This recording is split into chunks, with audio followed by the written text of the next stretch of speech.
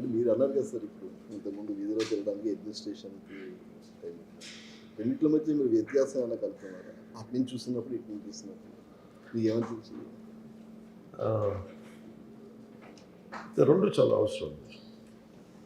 నేను బిఫోర్ అంటే నేను బేసిక్ పొలిటికల్ సైన్స్ బుక్స్ చదువుతున్నప్పుడు కానీ లేదంటే సోషల్ ఫిలాసఫీ ప్రత్యేకించి శ్రద్ధ వీటి మీద నేను అంటే special focus around I think 2001లో పెట్టాను.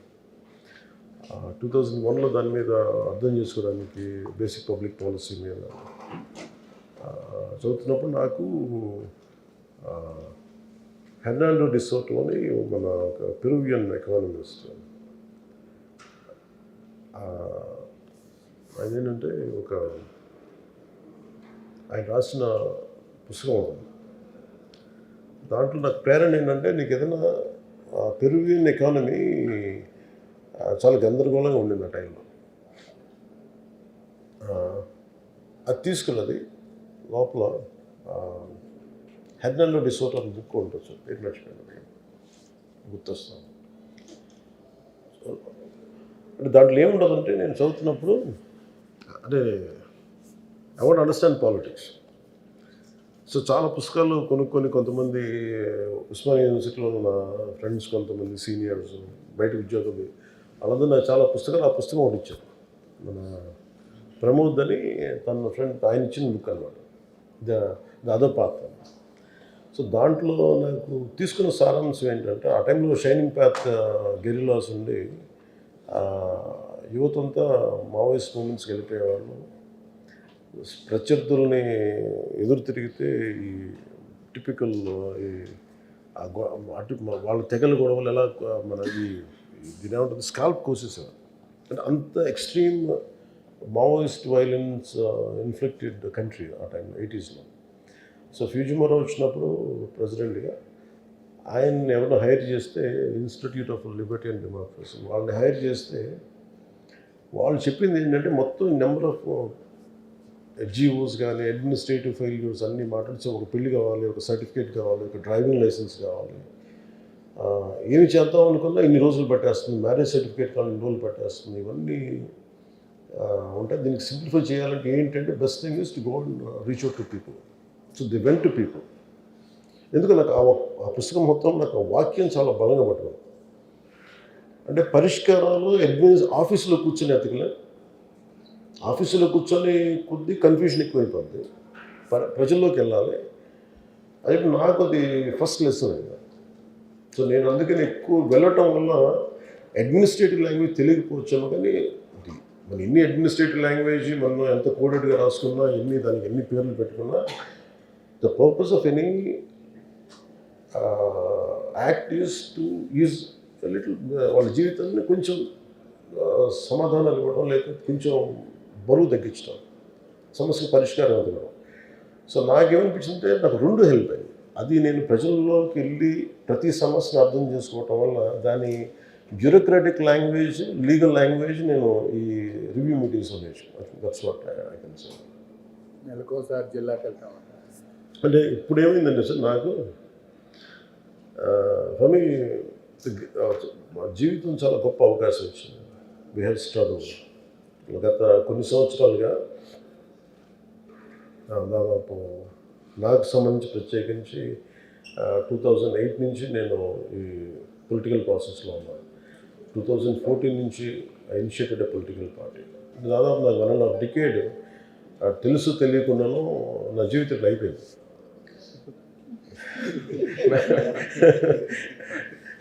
నాకే తెలియలేదు. 1.5 డికేడ్ అయిపోయిన తర్వాత ఇట్స్ ఎ విండో. చూడటానికేమో చాలా చిన్న విండోలో అనిపిస్తుంది. నిజంగా ఏదన్నా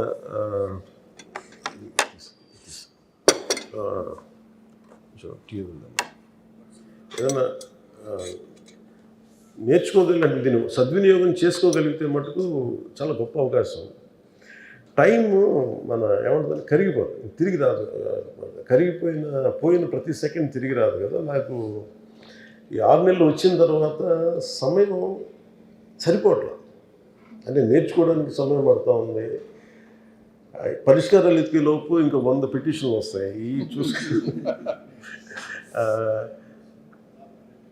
పవర్కి అసీమ్ అంటే వచ్చేసిన తర్వాత ప్రతి సమస్యకి ఒక పరిష్కారం ఉంటుంది. పాపం నిజంగా చాలా ఆశించి వస్తారు. ఎవరు కూడా సే నో మోటివేషన్తో చాలామంది ఉన్నారు పాపం చేయడానికి అఫీషియల్స్. వీళ్ళందరినీ కోఆర్డినేట్ చేసి నాకు అనిపించింది ఏంటంటే క్యాబినెట్ మీటింగ్స్లో ముఖ్యమంత్రి గారు చెప్పే పరిస్థితులు కానీ ఏం లేదు. We need a good motivated leaders. నాకు అప్పుడు తిరగడం వల్ల నాకు ఏమనిపించిందంటే మళ్ళీ ఇప్పుడు సపోజ్ మనకి ఇసుక ఇష్యూస్ కానీ అంటే we want to give we're committed to give a very good governance, very clean governance, accountable governance. So ఎంత ఇక్కడ కూర్చున్నా కానీ ఆఫీసులో కూర్చున్నా కానీ క్షేత్రస్థాయి పర్యటనలు చేస్తే వచ్చే శక్తి వేరు. సో నాకేమనిపించింది మన ఎస్పెషల్లీ నేను పంచాయతీ రాజ్ తీసుకున్నప్పుడు 70% మనది అగ్రేరియన్ సొసైటీ కాబట్టి పంచాయతీ మీదే ఎక్కువ ఆధారపడి ఎక్కువ జనం కూడా పంచాయతీల్లోనే ఉంటారు. డెవలప్మెంట్ అంతా పంచాయతీల్లో ఉంటాయి. సో నాకు అది ఒక వరంగా భావించాను. సో నేను వెళ్ళి చూద్దామని మాట్లాడుతున్నప్పుడు నాకు అనిపించింది ఏంటంటే దాని నుంచి అంటే నెక్స్ట్ లెవెల్కి ఏమనిపించిందంటే ఇదే camp office make shift camp office లాగా పెట్టుకోవాలి. I want to visit each and every district. అంటే ఉదాహరణకి మన కడప వెళ్ళాను. మన కడప ఇదివరకు కార్యకర్తల కోసం వెళ్ళేవాళ్ళం, లేదంటే ఏదైనా సమస్య ఉందని వెళ్ళేవాళ్ళం. ఇప్పుడు పని చేసుకుంటున్న ఆఫీషియల్స్ మీద దాడి జరిగితే నాకు మొట్టమొదటిసారి నాకు అనిపించింది మన ఇంటూరా అదేంటది మన గాలివీడు మన కడప జిల్లా రాయచోటి గాలివీడు మండలంకి వెళ్తే అన్నమయ్య జిల్లాలో గాలివీడు మండలంకి వెళ్తే అంటే జనరల్గా ఏముంటుందంటే పర్సెప్షను అక్కడెక్కడ ఉంటారంటే కన్సర్న్ మినిస్టర్ వాళ్ళని ఇక్కడి దాకా వస్తారు అని స్థానిక నాయకులకి ఒక ఇది ఉండదు, నిర్లక్ష్యం ఉండదు. అది నేను బ్రేక్ చేయడానికి అది చిన్న ఏ స్థాయి ఉద్యోగం కాదు కానీ అంతకంటే చిన్న ఉద్యోగం క్లాస్ 4 ఉద్యోగం జరిగినా కానీ ఆ స్పందన అలాగే ఉండేదేమో అని అనిపిస్తున్నాను. సో నాకేంటంటే మేము ఉండొచ్చిన very clear cut message to people. మేము ప్రో డెవలప్మెంట్ మీద ఉన్నాం. దీనికి ఎవరు అడ్డం చేసినా కానీ ఎవరు అడ్డంకులు కలిగించినా will be very strong. That మీరు అందరూ కొన్నిసార్లు రాలేరు. కొన్ని క్షేత్రస్థాయిలో ఒకసారి ఏమైపోద్దంటే దూరంగా ఉండిపోయి ఆ మైక్రో లెవెల్లో ఉన్న సమస్యలు అర్థం కావు. ఒకసారి ఎంతసేపు అధికారులు చెప్పిందో లేదంటే 3rd 4th పర్సన్ వ్యక్తులు చెప్పింది అర్థం అవుతుంది. కానీ ఒకసారి మనం ప్రత్యేకించి ఉదాహరణకి నేను మొన్న అరకు మన ఏజెన్సీ ప్రాంతాలకు వెళ్తే నేను చెప్పులు వేసుకొని నడుస్తున్నాను. ఆ వర్షంలో కూరుకుపోయి చెప్పులు రావట్లే, బయటికి ఇరుక్కుపోయి మళ్ళీ ఇంకా చెప్పులు వదిలేసి వచ్చింది. వదిలిచి నడుస్తున్నప్పుడు ఒకవైపు సరైనగా లేవు. అంటే మీరు చూడాలంటే మామూలుగా మనం నడవడానికి ఇబ్బంది పడుతుంది. మీకు తెలుసు కదా ఎలాంటివి ఉంటాయి. అలాంటి శుభ్రత అంటే నేను ఉద్దేశం అంటే బహిర్భూమికి కూడా అక్కడికి వెళ్ళే పరిస్థితులు ఉన్నాయి. అంటే అటన్నిటి మధ్యలో వెళ్తా ఈ అనుభవం నాయకుడికి చాలా అవసరం. ఒక లీడ్ చేసే వ్యక్తికి చాలా చాలా అవసరం అనిపించింది.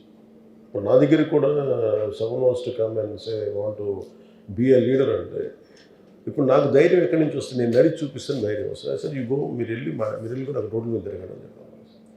సో నాకు అందుకని ఇవన్నీ ఎస్పెషల్లీ ఏజెన్సీ ప్రాంతాల్లో తిరిగింది, క్యాబినెట్ మీటింగ్లో కూర్చొని కొన్నిసార్లు మన కలెక్టర్స్ మీటింగ్లో కూర్చొని ముఖ్యమంత్రి గారు చెప్పి ఇవన్నీ నాకేమని కల్పించినాయి. నాకేం కనిపించిందంటే నా పేషీతోటి వెళ్ళి ఒక జిల్లాలో కూర్చోవడం చాలా అవసరం అనిపించింది. అంటే ఒకసారి ఏమనిపిస్తుంటే అక్కడ క్షేత్రస్థాయిలో పర్యటన ఎలా మన ఊరిలో విజయనగరం, మన ఏజెన్సీ ప్రాంతంలో విజయనగరం దగ్గర ఆపారు కొంతమంది యువత. అందుకన్నా మా రోడ్లో క్వాలిటీ లేదు, స్థానికంగా ఉండే సర్పంచ్లు కానీ వీళ్ళు కానీ సరిగ్గా క్వాలిటీ రోడ్స్ వేయట్లేదు, నువ్వు ఒకసారి వచ్చి చూడు. నేను ప్రతిసారి రోడ్డు మీద ఏదో పని మీద అంత తిరగడం కాకుండా అక్కడ స్టేషన్ అయ్యి అక్కడ ఒక బస్ చేసి ఒక మేక్ షిఫ్ట్ క్యాంప్ ఆఫీస్తో పెట్టుకొని అక్కడ కనుకుంటే ప్రజలకి సమస్యలు మనం అర్థం చేసుకునే విధానం వేరుంటుంది. 2 పరిష్కారం వెతకగలం. ఒకసారి అధికారులు కూడా కొంత మోటివేషన్ ఉంటుంది. వాళ్ళకు కూడా మనం ఇంత దూరం వచ్చామంటే వాళ్ళు కూడా మోటివేషన్ తోటి నేను ఎక్కువ పని చేసే అవకాశాలు ఉంటాయి. అలాగే we can make people officials more accountable. That is one reason వెళ్ళటానికి. 15 రోజులకు ఒకసారి. అంటే నేనేమనుకున్నానంటే సార్, కనీసం ఒక 14 రోజులు ఇలాంటి జిల్లా పర్యటనలో ఉండాలని చెప్పి కనీసం 14 రోజులు ఉండాలి. బాగుంది. అది అది ఒక జిల్లాల 2 జిల్లాల ఎలా అనేది కొంచెం నేను నాతో పాటు చాలామంది కదలాలి కదా, సెక్యూరిటీ ఒకటి చూసుకోవాలి. అంటే నా ఒక్కడికి సౌకర్యం కాదు కదా, ఇంతమంది నాతో కూడా ఒక 150-200 మంది ఉంటారు. వాళ్ళందరి బస్సు తిండి ఏర్పాట్లు, వసతి ఏర్పాట్లు ఇవన్నీ కూడా కొంచెం ఒక జిల్లా ఒక వారం రోజులు. ఇదండి. జిల్లాలో ఎన్ని రోజులు ఉంటారు? ఒక జిల్లా ఒక వారం అట్లా. అంటే నిన్న డిస్కషన్లో మేము అందరూ కూర్చొని మాట్లాడి ఇబ్బంది పెట్టకూడదు అనేది ఉన్నాం.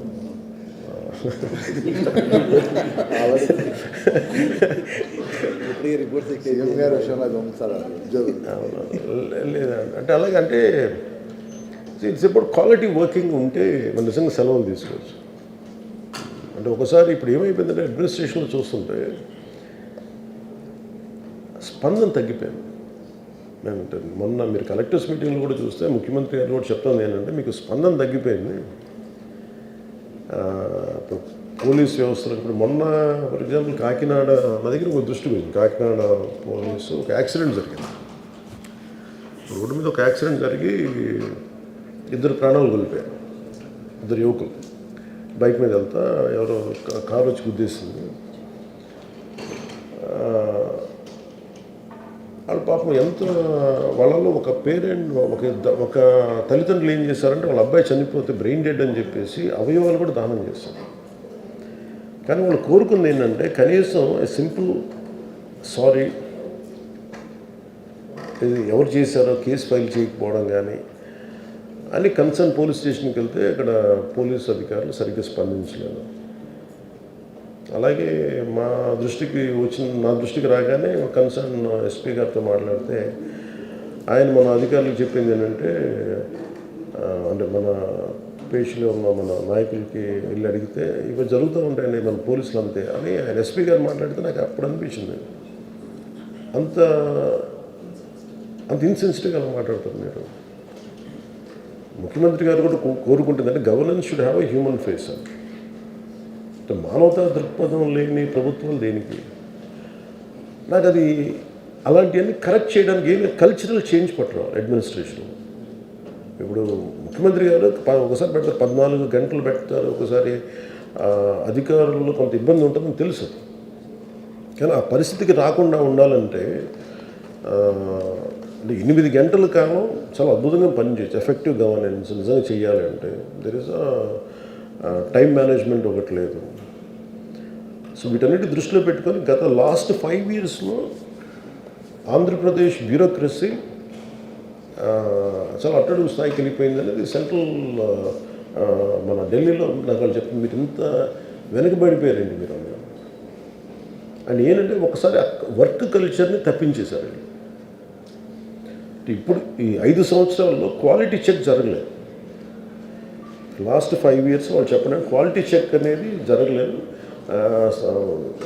స్థానిక కలెక్టర్స్ అందరూ ఐఏఎస్ చెప్తా ఉన్నారు లాస్ట్ 5 yearsలో ఎప్పుడు మాకు జరగలేదు sir. Every Saturday every Friday వీక్లో ఒకసారి వచ్చి క్వాలిటీ చెక్ చేస్తాం. అసలు రోడ్లు లేనందువల్ల క్వాలిటీ చెక్ కూడా అందరికి అలవాటు పోయింది అందరికి. సో అదేంటంటే ఇప్పుడు మేము అలవాటు తీసుకురావడానికి కొంత సమయం పడాలి. ఒకసారి ముఖ్యమంత్రి గారు దానివల్ల కొన్ని మన అధికారులు యంత్రాంగం కొంత ఇబ్బందులు పడచ్చేమో. కానీ నా కన్సర్న్ ఏంటంటే బేసిక్గా to make sure we will give them sufficient time.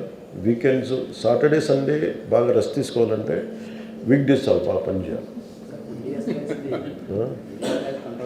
ఏదండి అదొక బ్రహ్మరాక్షసు. అంటే I'll come to that part. అంటే 5 రోజులు కనుక బలంగా పని చేయగలిగితే ఆ సెలవు కూడా బాగుంటుంది. అంటే నిజంగా ఇప్పుడు ప్రతిసారి వెళ్ళి అంటే మా purpose of going to districts ఏంటంటే ఈవెన్ టు మోటివేట్ అఫీషియల్స్, అధికార యంత్రాంగాన్ని కొంత పటిష్టపరచడం. ఒకసారి వాళ్ళకు కూడా సమస్యలు ఉన్నాయి. ఇప్పుడు నిన్న మేము గాలివీడియోకి వెళ్తే ఎంపీడీఓ గారిని కొడితే, జవహర్ గారిని కొడితే నార్మల్ కోర్స్ ఆఫ్ యాక్షన్లో ఏ మంత్రిని ఎవరైనా సరే ఈ సంఘటన మేము చింతిస్తున్నాం, ఖండిస్తున్నాం ఉంటారు. ఈ 2 మాటలు తప్ప వాళ్ళు అడిగారు. ఇంకెవరు వెళ్ళి మాట్లాడరు. వాళ్ళకి ఏముంటుందండి, అధికారులు కూడా మీరు వెళ్ళి మాట్లాడకపోతే మీరు ఎందుకు చేయాలి? ఇట్ ఈస్ అబౌట్, అంటే there is difference between administration and political governance and అడ్మినిస్ట్రేషన్కి అసలు తేడా ఉంటుంది. ఇద్దరు కాంప్లిమెంటరీ దాంట్లో ఉండాలి. If too much of political governance అయిపోతే మాకు సంబంధం లేదు, మీరు చేసుకోండి అని వస్తాం. సో కాంప్లిమెంటింగ్ యాటిట్యూడ్ ఉండాలి. సో అందుకని మా ప్రయత్నం అది. దానికినే ఈ డిస్ట్రిక్ట్ మీటింగ్స్, ఈ డిస్ట్రిక్ట్లో వెళ్ళి కూర్చోవటం వల్ల అధికారులు ఒకసారి సమస్యలు ఉంటాయి.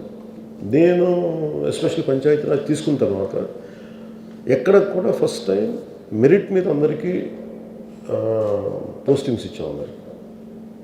అంటే ఇప్పటిదాకా లాస్ట్ 5 ఇయర్స్లో ఎప్పుడు కూడా డబ్బులు లేకుండా అసలు ట్రాన్స్ఫర్లు జరగలేదు. కొంతమందికి పేపర్స్లో వచ్చిన తర్వాత కూడా నిజంగా మా పేరైనా కాదా అనేది వాళ్ళు ఆలోచించుకున్నాను.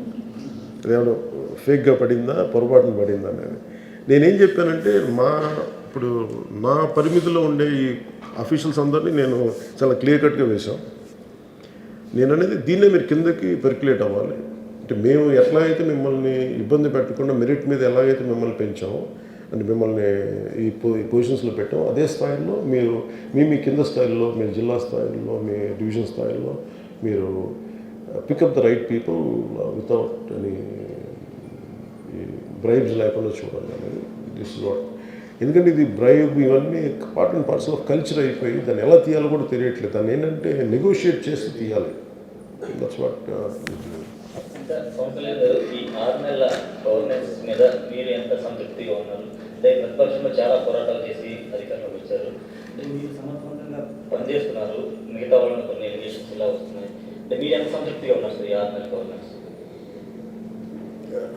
It is far better than YCP governance. First of all అంటే మనం ఒక వ్యవస్థని చిందరవందర చేశాం. అంటే నేను ప్రతిసారి మీటింగ్లో, మొన్న కలెక్టర్స్ మీటింగ్లో కూడా మాట్లాడినప్పుడు, మీరు ఒక తప్పు జరుగుతున్నప్పుడు మీరు కాము ఎందుకున్నారని అడిగితే ఎవరు నోరు మెలకట్లేదు, భయపడతా ఉన్నారు. దేనికంటే నాకు వచ్చిన ఫీడ్బ్యాక్ ఏంటంటే మేమేం చేస్తాం, మేము అధికారులం కదా, మేమేం చేయగలం మేము అంటే. నాకు ఆశ్చర్యం ఎక్కడ కలుగుతుందంటే ఇఫ్ ఇట్ ఈస్ శంకరన్ గారు లాంటి ఐఏఎస్ ఆఫీసర్ ఎప్పుడు ఈ మాటలు మాట్లాడాలి. అంటే ఎక్కడ ఉంది దీని లోపం అనేది ప్రతి ఒక్కళ్ళు వాళ్ళ అంతర్గతంగా ఒకసారి సమీక్షించాలి. సో నాకు when compare to last 5 years, అంటే మీరు ఎలా కంపేర్ చేయాలంటే దీనికి వాళ్ళు వచ్చిన 6 నెలల్లో, మేము వచ్చిన 6 నెలల్లో ఆ కంపారిటివ్ ఫిగర్ తీసుకోండి. It will be far superior.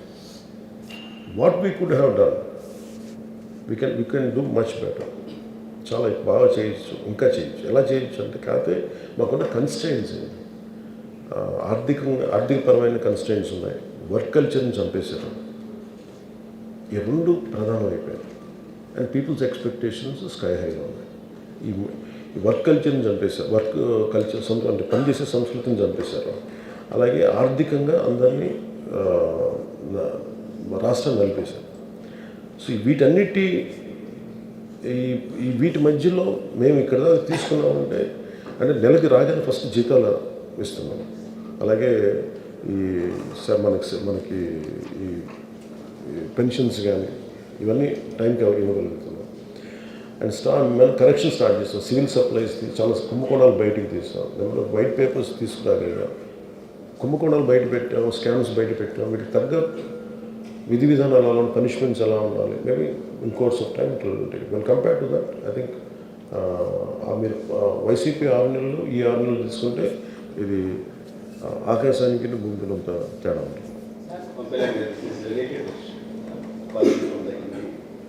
I have 2 questions. One is, in the past 6 months and all, breathing time, you have done so many things, you have taken up a new path, and you are taken very seriously by officials, leaders within the party and outside the party also. There are very few leaders who are taken seriously, and it has shown impact. We could see that. And what's your plan for the coming year, for the new year? What do you want to do broadly? What's your plan? What do you want to take up? My commitment to people, right from the reason why I entered into politics is to serve. To be the voice of the voiceless. That was my intention, and that is my intention, and that will be my intention all through my life. The first time, I think, after 1.5 decade of struggle or whatever I had gone through, I had something, I'm in a position to do something. And I want to be very clear and meticulous about it.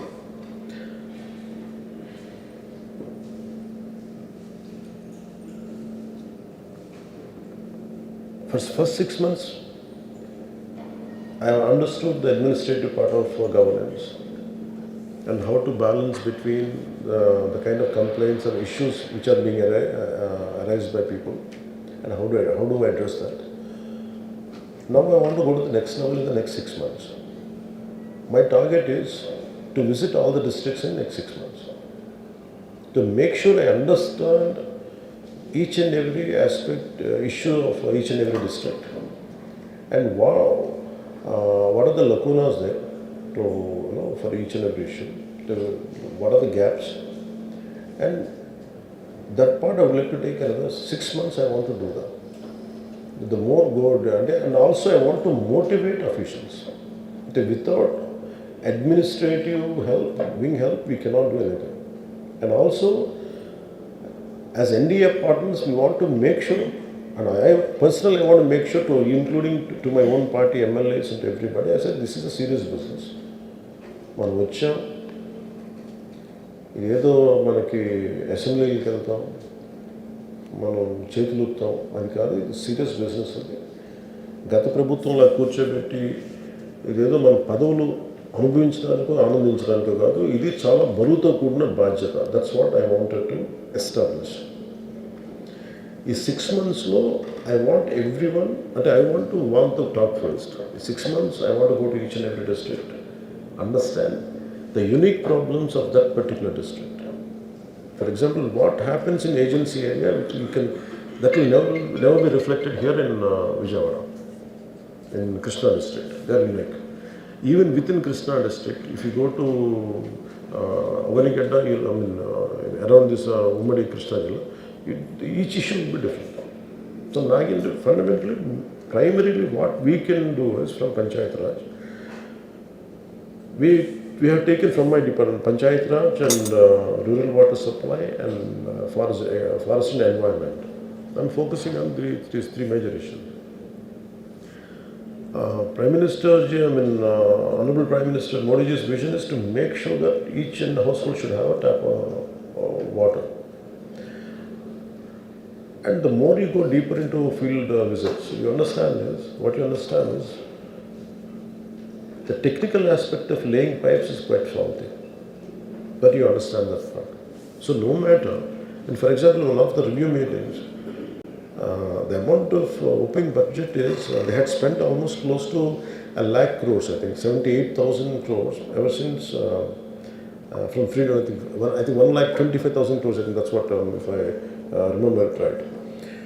అంటే 1,28,000 కోట్ల పైచలకి ఇంత డబ్బు ఖర్చు పెట్టి, అంటే last 30-40 yearsలో ఇది ఒక అందాజు, ఒక లెక్క తీసుకుంటే, but still we're struggling for good water supply. నాకేంటి ప్రప్రథమంగా కనీసం నీళ్ళు, basic water, basic sanitation, these are primary in the next 6 months. And my focus is on that. Third is, from environment point of view, we want to increase our target of government set by Honorable CM Chandrababu Naidu Garu. 50% green cover should be increased. That's our target. So through 70% of, 70% is panchayat, which comes under panchayat. So I want to make sure green cover will be increased through panchayats and self-sustaining panchayats here. To get a formula, to get a workable solution for this, I want to go deeper into it. To understand each and every panchayat. We want to have a unique target for each and every panchayat. That is, na panchayati, what it can contribute to the state and how the state can contribute to the nation's growth. The perspective, been working. We are making plans. For that, I want to first few months, I would like to understand each and every district's unique issues. My second question, which is more relevant to you. You talked about movie industry, and there were also several attempts made earlier also to bring in some kind of industry atmosphere here to shoot and to have more movie-related infrastructure for shoots, etc. So how do you look at the coming year? What can be done in the movie industry to encourage whatever is happening now? Now the industry has a lot of issues and they're talking about it. Is there anything, any vision that you can talk about? Any Yeah. advice you can give to the concerned industry as a movie person?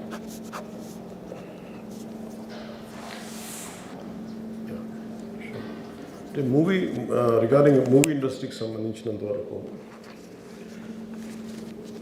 So this is a soft power any అంటే how I look at movie industry is it is a story an industry which has a storytelling capacity. Even to do an election, you need a story. You need a small movie or a little story is needed. Basically, movie industry is all about it will sell the stories, and which is an intrinsic part of our life. అది మమ్మేకమే ఉంటుంది. Problem ఏముందండి ఇండస్ట్రీకి and me being part of the film industry కాబట్టి apart from being in politics, what I have understood is we lost the culture of literature. The literary valuesతో కూడిన cinema చాలా చాలా అవసరం. ఒకటి టూ ఆస్పెక్ట్స్ ఉండాలి. ఒకటి it's not just about government what it is going to do, అది one aspect. Second aspect, దానికంటే ముందు ఆస్పెక్ట్ ఏంటంటే film industry should go through it should cleanse itself. అంటే what our base values and what are the stories we're taking it into public, and వాళ్ళ working విధానం ఒకటి మార్చుకోవాలి. Because అవన్నీ ఎలా ఉండే ఇండిపెండెంట్ యూనిట్స్లా ఉన్నాయి. It does not behave like one common industry. ఇప్పుడు మీరు టూరిజం సెక్టర్ హోటల్ అంటే there is a hotel industry ఉంది. ఇప్పుడు if there is for example I want to ఒక ఇండస్ట్రీస్ పెట్టాలంటే ఒక ఇండస్ట్రియల్ కారిడార్ పెట్టాలంటే ఇట్ హాస్ గాట్ వాటన్నిటికీ స్టేటస్ ఒకటి ఉంది, ఇండస్ట్రీ స్టేటస్ ఒకటి ఉంది. టూరిజంకి మొన్న ఇచ్చాం, ఇండస్ట్రియల్ స్టేటస్ ఇచ్చాం. ఫిల్మ్ ఇండస్ట్రీకి ఆ ఇండస్ట్రీ స్టేటస్ రావాలి అంటే some kind of corrections they have to do with in themselves first. There should be having the physical discipline ఉండాలి, and kind of stories they say, the kind of marketing they do, and the kind of employment it generates and consistency. అలాగే film ఇండస్ట్రీని represent చేసే వాళ్ళు కూడా someone who does it. Just because I did one film around 20 years back, that doesn't give me a voice. I don't understand the nuances, subtleties and difficult aspects of contemporary person who is making the film right now. అలాగే అంటే ప్రతిసారి మీరు అంటున్నప్పుడు చాలా major corrections Telugu film industry has to go through it, and which are essential. ఆ reforms వాళ్ళు తెచ్చుకోవాలి. Once వాళ్ళు తెచ్చుకుని నాకేమనిపించిందంటే, ఫర్ ఎగ్జాంపుల్ మనం విజయనగరం వెళ్తా ఉంటే ఏజెన్సీ ఏరియాకి ఒక స్టన్నింగ్ లొకేషన్స్ ఉన్నాయి.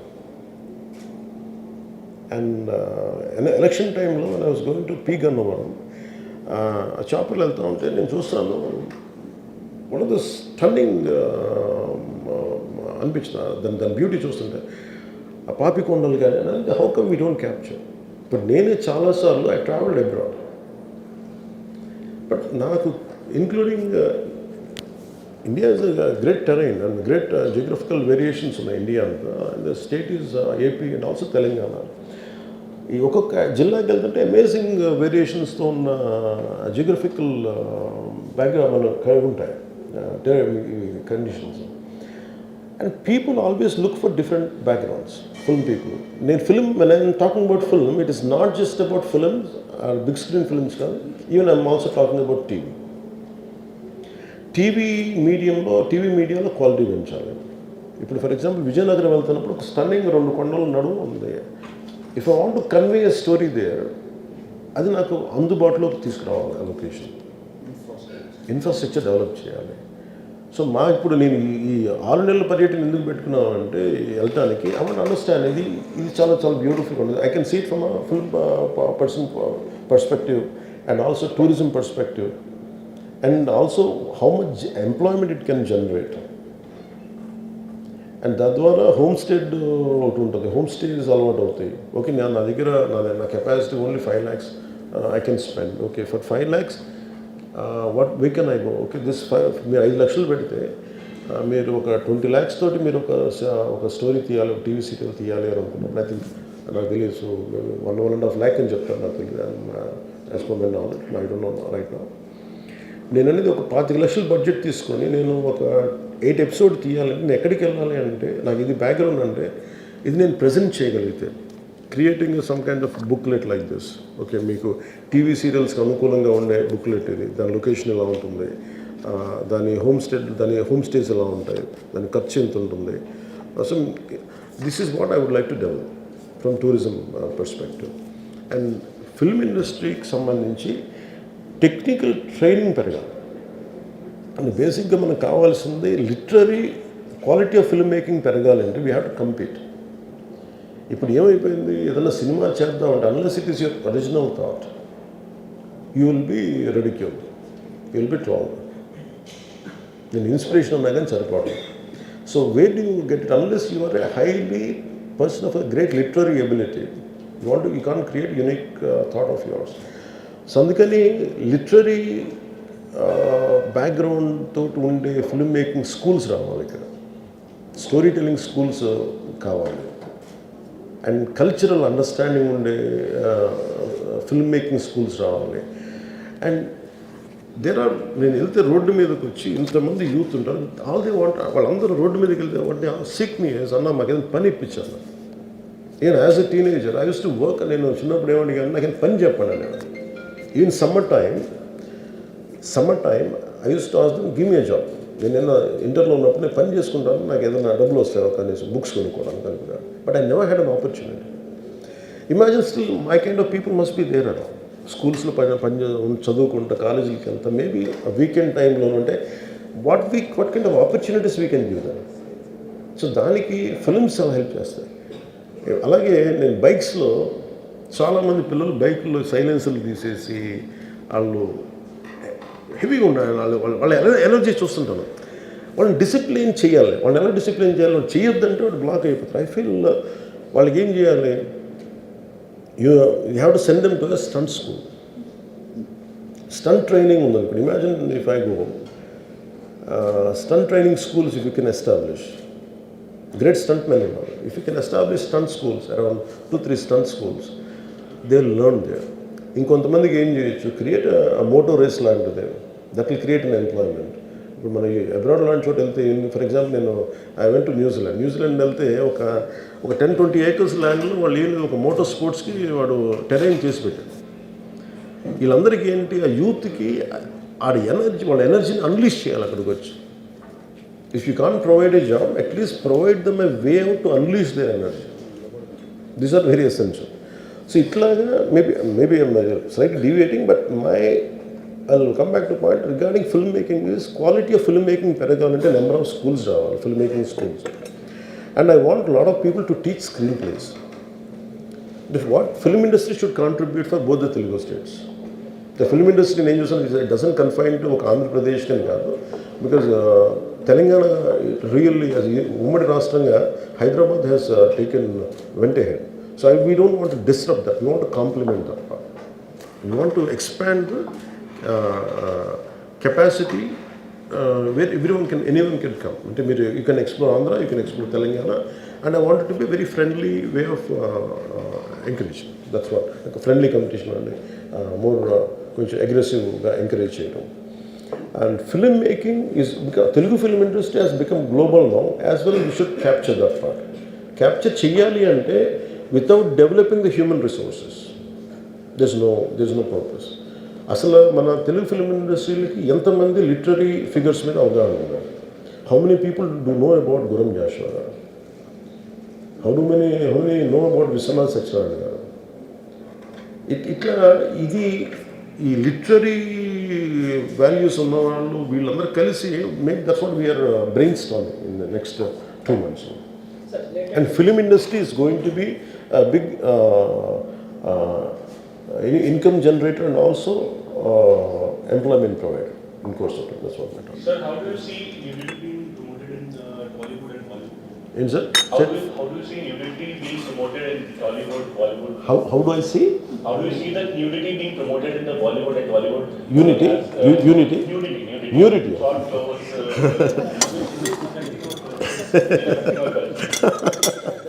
OTT platform.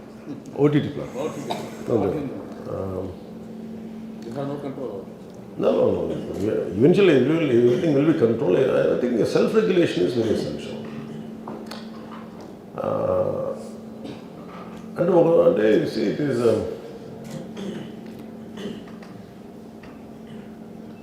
too much of ugliness has opened up. That much I can say.